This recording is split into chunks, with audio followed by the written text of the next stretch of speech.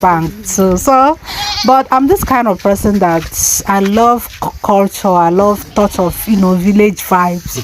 So I know Africa, all these village vibes. So as you can see, this building you are seeing here is just at the front of our own building, the main building. But I want to turn this building to my local kitchen and also a place where I can teach my children, give them this cultural vibe.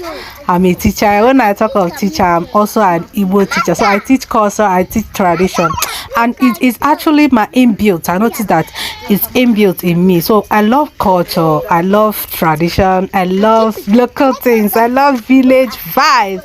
So this holiday, we are resting. I decided to transform this building to a cultural home. Oh no, actually, I don't know if you're going to call it a cultural home, but as time goes on, there